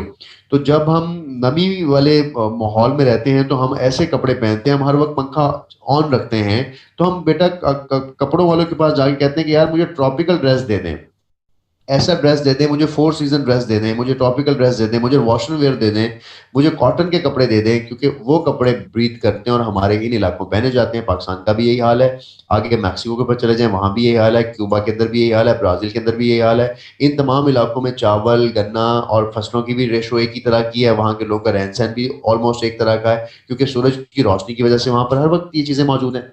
तो आप अक्सर खाना खाने जब रेस्टोरेंट्स में जाते हो तो वहां आप कहते हो कि मुझे थाई फूड खाना है, आप कहते हो मुझे ट्रॉपिकल फूड खाना है, यानी सावन भादो के मौसम में आप खाने और वो भी इस तरह से खाते हो। तो ट्रॉपिकल का रीजन, इक्वेटर का रीजन और टोरिड जोन, ये तीनों एक ही चीज के तीन नाम हैं। तो अगर एमसीक्यूज हमारा आता है कि टोरिड जोन किस लैटिट्यूड के इलाके को कहा जाता है, तो टोरिड जोन 0 से लेकर 30 डिग्री के इलाके को कहा जाता है, नॉर्थ वाली साइड पर भी और साउथ वाली साइड पे भी। तो आपकी आसानी के लिए मैं एक चीज बना रहा हूँ, मैं ये एक बड़ा सारा एक ब्लू कलर का एक बड़ी सारी चीज, एक मैं डब्बा लगा रहा हूँ ताकि आप लोगों को क्लियर हो जाए कि ये पूरा के पूरा इलाका जो है, this this portion is called, this portion is called torrid zone, this portion is called equator zone, this whole portion जिसको मैंने ब्लू से सर्कल किया है, this whole portion is called whole portion is called torrid zone, equator zone और tropical zone. अब मैं एक लफ्ज और लिखूं आप लोग के लिए कि 0 डिग्री से लेकर, अच्छा आवाज स्लो हो गई है, आवाज इसलिए स्लो हो गई है कि मेरा वो माइक मुंह से उतर गया है, इस वजह से स्लो हो गई है, लेकिन आवाज आई तो है ना? ठीक है। तो ये जो मैंने नीला कलर पूरा लगाया है, इसका मतलब है कि ये तमाम वो इलाके, ये ट्रॉपिकल जोन भी कहलाएंगे, ये इक्वेटर जोन भी कहलाएगा, ये इलाका ये टोरिड जोन भी कहलाएगा, क्योंकि ये सूरज का इलाका है, सूरज इसी इलाके में घूमता फिरता रहता है, इससे ऊपर भी नहीं जाता और इससे नीचे भी नहीं आता, नॉर्थ वाली साइड पर भी और साउथ वाली साइड पर भी। ठीक है ना? तो अब इस बात को अगर मैं एक वर्ड लिखूं आपके लिए कि 23.5 नॉर्थ का इलाका, एक्यूरेट एक्यूरेट 23.5 नॉर्थ और 23.5 साउथ, सूरज इन दो लोकेशन से ना कभी ऊपर गया है ना कभी नीचे गया है। ऊपर नीचे से मुराद क्या है? सूरज की रोशनी सीधी जो है 23.5 नॉर्थ तक मैक्सिमम पड़ती है, इससे ऊपर नहीं जाती, इससे ऊपर तिरछी पड़ती है पोल्स तक, और 23.5 साउथ तक मैक्सिमम रहती है, इससे नीचे भी तिरछी पड़ती है। इसी वजह से 23.5 नॉर्थ से लेकर नीचे 23.5 साउथ तक जब सूरज रहता है तो इसी इलाके को क्या कह देते हैं? ट्रॉपिकल। इस इलाके को इक्वेटर, इक्वेटर कभी ऊपर की, इक्वेटर कभी नीचे। अब एक और बात समझ आ जाएगी। मैं एक लफ्ज बोलता हूं, मैं ये कहता हूं कि आप घर में एक चम्मच गर्म करें चम्मच गर्म करके जब वो बहुत गर्म हो जाए उसको अपने पास रखें, उसको हाथ ना लगाएं, उसके हाथ नजदीक ले जाएं। जब आप उसको हाथ नहीं लगाएंगे, नजदीक ले जाएंगे, उसके जोन में ले जाएंगे अपना हाथ, तो आपको हाथ पे हल्की सी गर्माइश फील होगी। तो जोन की डेफिनेशन ये है, यानी 23.5 का मतलब ये है कि सूरज की रोशनी यहां एक्यूरेटली सीधी पड़ती है, इससे ऊपर नहीं पड़ती। लेकिन इसका ये मतलब नहीं है कि 23.6 पर तपिश नहीं होगी, 23.7 पर तपिश नहीं होगी, तो 30 डिग्री नॉर्थ तक तपिश होगी, वो उसका जोन होगा, और 30 डिग्री साउथ तक भी तपिश होगी, वो उसका जोन होगा। All clear? इसीलिए हम 0 से 30 डिग्री का इलाका नॉर्थ में और 0 से 30 डिग्री का इलाका साउथ में, उसको ट्रॉपिकल जोन कहते हैं, उसको इक्वेटर जोन कहते हैं, उसको टोरिड जोन कहते हैं।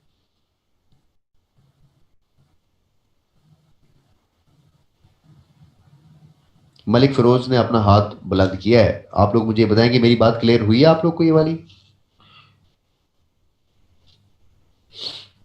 ये कॉन्सेप्ट हमारा क्लियर हुआ है? Very good. अब हम आगे जाते हैं और आसान करते हैं इसको। Very good.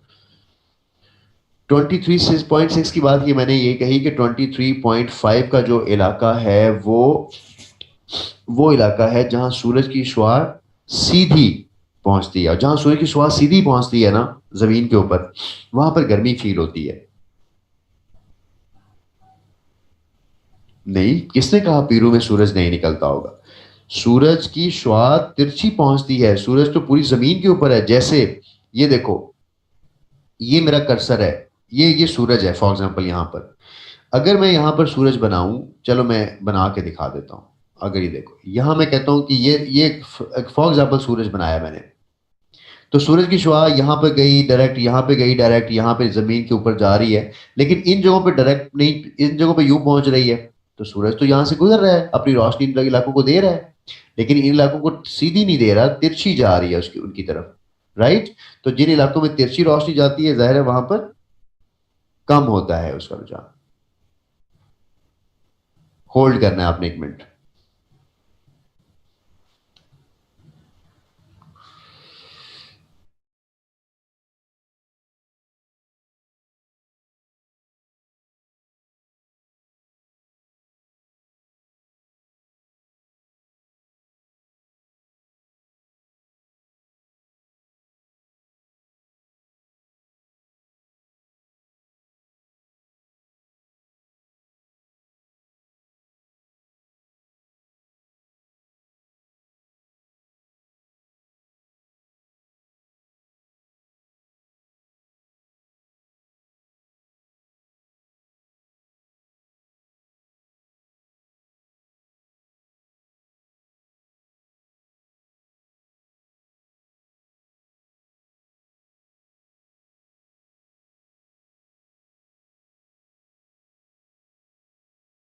अच्छा, जो ITCZ का वर्ड है, मैं बोल नहीं रहा था, मेरी छोटी छोटी कॉल्स आ रही होती हैं तो मैं वो देख रहा था, इसलिए आपको बॉदर किया है। ITCZ क्या है? ITCZ की मैं एक पूरी उसकी वो लिख रहा हूँ। मुबशिर हुसैन, मुबशिर हसन, ऐसे तुक्के नहीं मारने। लाइन है, IT का मतलब है इंटर, IT इंटर ट्रॉपिकल। अच्छा, रमजान ने लिख दिया, बहुत शुक्रिया। Convergence zone. अब ये वर्ड क्या है, इस वर्ड को पहले समझ लेते हैं ना। मैंने कहा कि इस इलाके को, जिसको टोरिड जोन कहते हैं, जिसको इक्वेटर जोन कहते हैं, जिसको ट्रॉपिकल जोन कहते हैं, उसको ITCZ भी कहते हैं। इसको इंटर ट्रॉपिकल कन्वर्जेंस जोन भी कहते हैं। इसका मतलब जरा समझ लीजिएगा क्या है। इसका मतलब ये है कि जो सूरज की रोशनी है वो इंटर ट्रॉपिकल, इस ट्रॉपिकल के इलाके के दरमियान कन्वर्ज होती है, सबसे ज्यादा पहुंचती है। एक ही जगह कन्वर्ज होना, एक ही जगह बार बार आना, तो ये पूरा इलाका जहां सूरज की रोशनी चारों तरफ से आकर ज्यादा आके गिरती है, इस जगह को हम इंटर ट्रॉपिकल कन्वर्जेंस जोन कहते हैं, राइट। तो कभी कभी वो अगर आपसे ये पूछ भी ले कि ITCZ कहाँ है, तो आपको उसकी लोकेशंस पता होगी, क्योंकि ये ट्रॉपिकल जोन के ही इलाके को कहा जाता है, ये इक्वेटर के ही इलाके को कहा जाता है, ये टोरेड जोन को ही कहा जाता है। Any issue? I guess no. आगे चलें।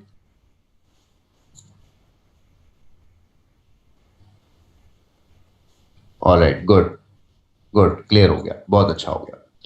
अच्छा, अब जब हमारा ये वाला कॉन्सेप्ट क्लियर हुए, तो अब हम एक और तरफ जाते हैं और हम एक और चीज सीखते हैं। और मलेशिया कॉन्टिनेंट नहीं है, मलेशिया एक कंट्री का नाम है जो कि एशिया का हिस्सा है। राव तैयब, जब हम एशिया पढ़ेंगे, कॉन्टिनेंट यही है जो मैंने आपके सामने बनाया है, इसके अलावा कोई नया नाम कॉन्टिनेंट का नहीं है। इसके बाद अगर आप ये नाम सुनते हो किसी मुल्क का, कि उस मुल्क का नाम पेरिस है, पेरिस कंट्री का सिटी का नाम है, फ्रांस है, तो आपको ढूंढना है कि फ्रांस किस कॉन्टिनेंट के अंदर है। इस तरह से हम दुनिया के 196 ममालिक के मुतालिक अपने MCQs ऐड करते हैं। तो बेसिकली आज हमारा एक फ्रेम ऑफ रेफरेंस बन गया है कि हमने चीज़ों को कहाँ कहाँ मजीद ऐड करना होगा जब जब हमने उनको पढ़ना होगा। क्योंकि इन तमाम इंफॉर्मेशन के बाद जब मैं आपको एशिया में ये बताऊंगा कि ये हायर लैटिट्यूड पे है, या जो मैंने टर्मिनोलॉजीज अभी आपको सिखाई है इनका जिक्र जब मैं वहां करूंगा, तो वहां मुझसे आप लोगों ने ये नहीं पूछना कि ये क्या होता है, क्योंकि उस वक्त हमने एशिया को कवर करना होगा, और एशिया को हम की डाइविंग करने से पहले, एशिया को घूमने से पहले हमें ये सारी बातें पहले पता हों। शहबाज अली का सवाल यही बता देता हूँ, और ये सवाल यहीं पे ही पूछा जाने वाला भी है। जो अंटार्कटिका है और जो आर्कटिक है, ये ओशियंस भी हैं, ये कॉन्टिनेंट भी हैं, और ये डेजर्ट भी हैं। ये तीनों चीजें हैं। तो इसके सवाल अगर वो कॉन्टिनेंट्स में पूछे तो कॉन्टिनेंट्स में जवाब आए होंगे नीचे, वो अगर ओशियंस में पूछे तो ओशियंस में आएंगे, क्योंकि जमे हुए समंदर भी हैं। ये कॉन्टिनेंट है जिनके ऊपर बर्फ जमी हुई है, और इनके नीचे पानी बहकर समंदर बना हुआ है। Life is not possible there, yes, इसी वजह से इसको डेजर्ट कहते हैं। डेजर्ट वो जगह होती है जहां पर जिंदगी ना हो। तो यहां पर आर्कटिक और अंटार्कटिक में नहीं, बहुत ज्यादा ठंड है। देखें रशिया के अंदर कितनी ठंड है, लेकिन ये उससे भी ऊपर है। जो 6 मंथ नाइट एंड डे वाला कॉन्सेप्ट है ना सैयद फरहान, ये बेटा आप लोग को पढ़ाना है मिस आयशा ने सन अर्थ रिलेशंस के अंदर, कि सूरज और रोशनी का जो आपस में है, और सूरज और रोटेशन, जो जमीन घूमती है उसको रोटेशन, और जब जमीन सूरज की चक्कर लगाती है उसको रेवोल्यूशन कहते हैं। जब जमीन चक्कर लगा रही होती है तो उसकी जो शक्ल है वो किस साइड पर घूमी हुई होती है, जिसकी वजह से कुछ इलाकों में 6-6 महीने सूरज ही निकला रहता है और 6-6 महीने रात ही रहती है। हाँ, ये कॉन्सेप्ट अभी मिस आयशा के साथ आपकी क्लासेस होनी है ना, तो वो आप लोग को सन अर्थ रिलेशन जब पढ़ाएंगी तो उसमें क्लियर करेंगी। अच्छा, तो मिस आयशा ने फिर आपको सन अर्थ रिलेशन पढ़ाया होगा, आपने उनको वहां क्यों नहीं पूछा ये? क्योंकि अब जो ये कॉन्सेप्ट बताने के लिए अगर मैं बैठूं तो it will take lot of time, और हम अपनी चीज कवर नहीं कर पाएंगे जिसके लिए हम बैठे हुए हैं। वहां पूछना था आपने उनसे। टिल्ट होती है ना हमारी जमीन, मैडम ने आपको पता बताया होगा, टिल्ट होने की वजह से उसका एक रुख जो है वो सूरज की तरफ ज्यादा रहता है, और जब सूरज अपनी रुख चेंज करता है, अगली सतह पे जमीन टिल्ट होती है, तो वो उस तरफ रुख ज्यादा हो जाता है। खैर, हम वापस अपने लेक्चर्स को वहीं से कंटिन्यू करते हैं। आर्कटिक और अंटार्कटिका के मुतालिक जो बच्चे का सवाल था कि कॉन्टिनेंट है या क्या बला है, तो मैंने बता दिया।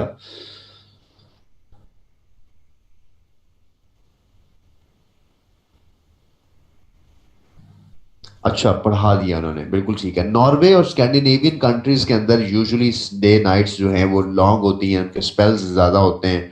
नॉर्वे और वो स्कैंडिनेवियन कंट्रीज कहाँ हैं? नॉर्वे और स्कैंडिनेवियन कंट्रीज यूरोप के भी नॉर्थ में है। तो नॉर्थ वाला पोर्शन फिर पोल के नज़दीक हो गया ना, तो कॉन्सेप्ट आपको उससे रिलेट भी हो रहा है। अच्छा, यूरोप के अंदर जब हम जाएंगे तो हम इन चीज़ों को कवर करते हैं, अभी हम इस पे बात नहीं कर रहे हैं, हम आगे जा रहे हैं। ये जो मैंने अभी तक आपको पढ़ाया है, इसमें, हाँ, इसमें हम कुछ चीजें और ऐड कर रहे हैं। हम क्या ऐड कर रहे हैं? मैं यहां पर एक ग्रीन लाइन ऐड नहीं करता हूं, मैं एक येलो लाइन ऐड करता हूं इसमें। और येलो लाइन जो है दैट विल शो कि इस येलो लाइन को अगर मैं यहां से गुजारता हूं, ये बड़ी सही लाइन गुजारता हूं, ये येलो लाइन। तो ये येलो लाइंस मीन कि आपने ये बात समझी कि जैसे हमने रेड लाइन के कुछ नाम रखे थे, इस तरह हमने येलो लाइन के भी कुछ नाम रखने हैं। येलो लाइन को हम लॉन्गिट्यूड कहते हैं, लॉन्गिट्यूड, राइट। और जो रेड लाइन हमने पढ़ी थी उसको बेटा हम क्या कहते हैं, उसको हम कहते हैं लैटिट्यूड। तो आज हम लैटिट्यूड और लॉन्गिट्यूड पढ़ें, क्योंकि लैटिट्यूड और लॉन्गिट्यूड से हमारे बहुत से कॉन्सेप्ट्स क्लियर होंगे, और जब हम आगे जाके एमसीक्यूज को सॉल्व करेंगे तो इसने हमें वहां पे हेल्प करना है। नहीं, इससे ऊपर नहीं होगा। सारे 90 डिग्री से ऊपर कोई भी जाविया नहीं है पूरे मैप के ऊपर। नॉर्थ भी 90, साउथ भी 90, ईस्ट भी 90, वेस्ट भी 90। अब ईस्ट और वेस्ट का 90 नहीं है, अभी तक हमने पढ़ा। अभी तक हमने पढ़ा है कि 90 नॉर्थ और 90 साउथ, अभी यही पढ़ा है ना हमने। हाँ, पोल्स पर होंगे, 90 डिग्री पे होंगे। तो अब अगर हम अभी तक हमने क्या पढ़ा है, नॉर्थ और वेस्ट, नॉर्थ और साउथ पढ़ा है अभी तक हमने। ये जो मैंने येलो लाइन लगाई है, इस येलो लाइन को हम क्या कहते हैं, लॉन्गिट्यूड कहते हैं। ऐसी लाइन जो वर्टिकल लाइन होगी मैप के ऊपर उसको लॉन्गिट्यूड कहेंगे। ऐसी लाइन जो हॉरिजॉन्टल लाइन होगी उसको उसको हम लैटिट्यूड कहेंगे, हॉरिजॉन्टल लाइन को। अब ये लॉन्गिट्यूड तो हो गई। जैसे हमारा कॉन्टिनेंट, जैसे मैंने आप लोगों को अभी थोड़ी देर पहले पढ़ाया था, बताया था कि जैसे हम आगे बढ़ते हैं 0 डिग्री से नॉर्थ की तरफ तो बढ़ता है। यहाँ पर चीजें यूं हैं कि जब हम इस लाइन लॉन्गिट्यूड को राइट साइड पर बढ़ाएं या लॉन्गिट्यूड को लेफ्ट साइड पर बढ़ाएं तो ये 90 डिग्री तक आगे जाएगा।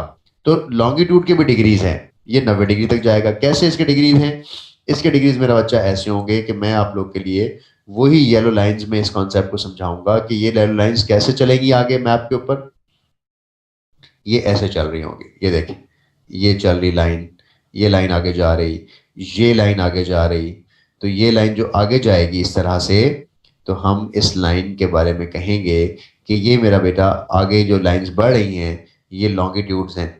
और लॉन्गिट्यूड्स जो हैं वो इस तरह से आगे जाते हैं, जाते जाते कहाँ तक जाएंगे, 90 तक जाएंगे। ठीक है, ये 90 तक जाएंगे ईस्ट में, और इसी तरह ये बेटा 90 तक जाएंगे वेस्ट में।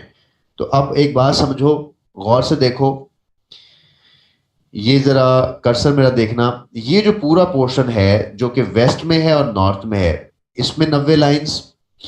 अगर हम नीचे साउथ में आ जाएं इस पोर्शन में, इसमें 90 लाइंस। अगर हम ईस्ट के इस पोर्शन में आ जाएं तो इसमें 90 लाइंस और इसमें 90 लाइंस। तो ये 360 डिग्री एंगल्स आपके एक मैप के ऊपर होते हैं, लैटिट्यूड और लॉन्गिट्यूड के। कितने डिग्रीज होते हैं पूरे मैप के ऊपर? 360। ईस्ट में 90, वेस्ट में 90, नॉर्थ में 90, साउथ में 90। 4 दफा 90 90 को जमा करें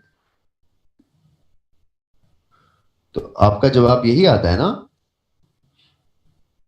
360।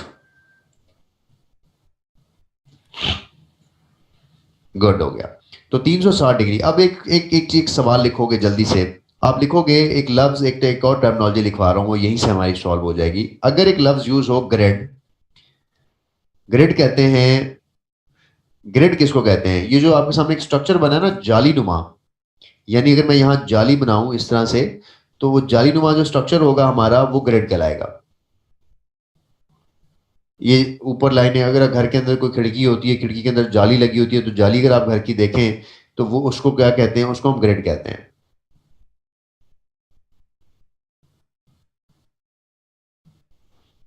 ठीक है ना, ग्रिड। और ग्रिड का दूसरा नाम, ग्रिड को ग्रेटिक्यूल भी लिखते हैं। लॉन्गिट्यूड और लॉटिट्यूड जब आपस में मिलते हैं तो उसको ग्रेटिक्यूल भी कहते हैं। तो ग्रिड या ग्रेटिक्यूल में कितने डिग्री होंगे? 360 डिग्री होंगे। ये एमसीक्यूज याद रखिएगा, सिर्फ नाम ही दे रहे हैं आप।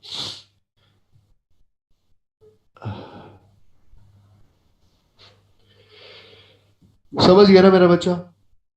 तो कभी अगर ये वर्ड यूज हो ग्रिड में, कितने, ग्रिड क्या है? ग्रिड हॉरिजॉन्टल और वर्टिकल लाइंस हैं जो एक दूसरे से के साथ गुजर रही हैं। अच्छा, ग्रेटिक्यूल क्या है? ग्रेटिक्यूल भी हॉरिजॉन्टल वर्टिकल लाइंस हैं। ऑलराइट, इन दोनों को अगर हम मिला लें तो एक जाली बन जाती है ना ग्रेटिक्यूल कहते हैं उसको, या उसको ग्रेड कहते हैं। तो अगर वो यूं ही पूछ ले कि मैप के ग्रेटिक्यूल में कितने डिग्री हैं, तो उसका मतलब यही है कि आपसे वो सारी लाइंस की डिग्रीज पूछ रहा है। अगर वो आपसे पूछे ग्रेड में कितने डिग्रीज है, तो वो 360 डिग्री है। कोई भी ऐसी बात नहीं है। मेरे मैप को कोई ना छेड़े भाई, मेरा मैप खराब हो जाएगा, वरना तस्वीर ना खराब करें मेरी। स्क्रीन पे कुछ भी ना लिखें अगर कोई लिख रहा है तो। आप लोगों को अभी तक ये बात बताई नहीं गई किसी ने कि टीचर जब पढ़ा रहे हैं तो आप लोगों ने स्क्रीन को नहीं छेड़ना, नहीं छेड़ना। बहुत आदतें खराब हो गई हैं आप लोग की, इसका मतलब है ये हमें पता चल जाएगा कि किसने लिखा है, उस बच्चे को ब्लॉक कर देंगे, एडमिशन ब्लॉक हो जाएगा। Don't do this.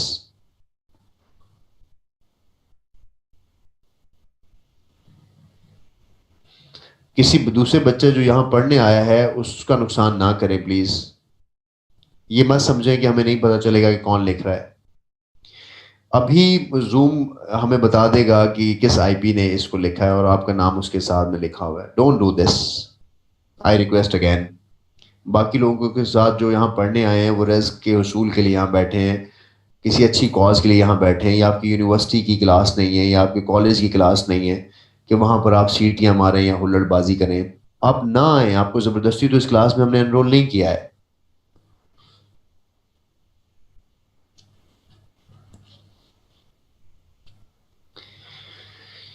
खैर, ये तो हम अब चेक करवा लेंगे कि किसने इसको लिखा है। ये बच्चे का तो एडमिशन कंटिन्यू नहीं होगा, आप इसके लिए ख्याल कीजिएगा, दोबारा बेटा दोबारा ना कीजिएगा ऐसे। और I feel shame my self कि आप किसी टीचर, हमें कोई बंदा ये बता देता था ना कि यार ये बंदा टीचर है, तो हम कह देते थे कि यार अच्छा चलो टीचर है, तो वैसे ही अदब आ जाता है आंखों में। तो अगर आप मेरी प्रेजेंस में भी ऐसा कर रहे हैं तो I am unable to understand कि हम किस तरह से इस बात पे जस्टिफाई करेंगे।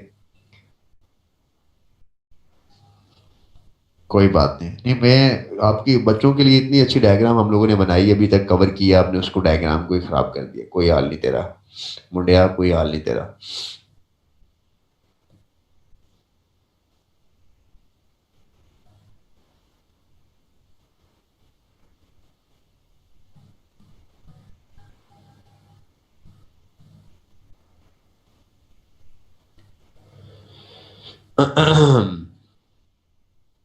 ओके जी, ओके ओके।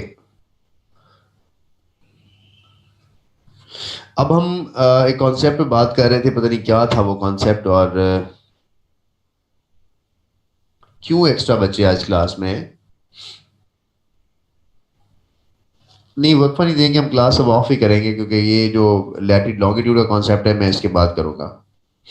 अच्छा 28 होते हैं, ठीक है ठीक है। हम क्लास आज बस इसके बाद नहीं चलेंगे आगे, वक्फा जो मैं लूंगा तो फिर नमाज जो है वो हो जाएगा। नमाज का टाइम होगा तो फिर उसके बाद 6 बज जाएंगे। तो हम क्लास को बस आज यहीं तक रखते हैं। कल या ऑनवर्ड जैसे भी मेरी आपसे क्लास होगी तो हम लॉन्गिट्यूड का कॉन्सेप्ट पढ़ेंगे, हम टाइम जोन्स देखेंगे दुनिया में कैसे वक्त रखा गया जाता है, हम इंटरनेशनल डेट लाइन देखेंगे, दुनिया की तारीखें कैसे बदली जाती हैं, आप जहां बैठ के क्लास ले रहे हो दुनिया की लोकेशंस, आपकी लोकेशंस किस तरह से आइडेंटिफाई होती हैं, ये सारी चीज़ें हमारे एमसीक्यूज में आती हैं। इसको करने के बाद फिर हम दुनिया के एक्सप्लोरर्स को पढ़ेंगे कि दुनिया किस किस ने एक्सप्लोर की, दुनिया का डीपेस्ट पॉइंट क्या है, ओशियंस देखेंगे, और उसके बाद हम एशिया में शामिल हो जाएंगे। तो मेरा ख्याल है हमारे एक लेक्चर और होगा जिसके ऊपर हमारे ये चीज़ें कवर हो जाएंगी, इंशाल्लाह कवर हो जाएगा, नो वरीज, सब कवर होगा उमर। आज भी काफ़ी कॉन्सेप्ट्स नए हैं आप लोगों के लिए, कुछ बच्चों के पास, तो इसलिए चीज़ें थोड़ी सी वैसी ही हैं। इंशाल्लाह अगली क्लास में हम इसको कवर करेंगे। आप लोगों ने करना है कि ये कि अगली क्लास में जो सीआर साहब है, हमारे एक बच्चे के साथ मैं सीआर का लफ्ज़ देख रहा था, आपने मुझे बेटा मुझसे बस यही बताना है कि आप लोगों ने, हम लोगों ने क्या पढ़ा है। मुझे, मैं यही याद रखूंगा कि मैंने सिर्फ अभी आप लोगों को लैटिट्यूड तक ही पढ़ाया है, आगे नहीं पढ़ाया। चलें, गुड है, अच्छा था, तो इंशाल्लाह आगे भी अच्छे होंगे, मजा आएगा आपको। अभी तुमने दुनिया देखनी है, अभी तो थोड़ी बोरिंग चीजें हैं, टेक्निकल चीजें हैं, तो आगे इंशाल्लाह जब दुनिया को एक्सप्लोर करेंगे तो ये फिर ठीक होगा। चलें, आबाद रहें, खुश रहें। हम क्लास को वाइंड अप करते हैं, आप नमाज पढ़ें, क्योंकि नमाज पढ़ने के बाद 15 मिनट ही हमारे पास बचने थे, तो ब्रेक हमने नहीं ली, कॉन्टिन्यूसली हमने नमाज पढ़ी है। अगली क्लास में आप सब लोगों से मुलाकात होगी इंशाल्लाह। अल्लाह हाफिज़।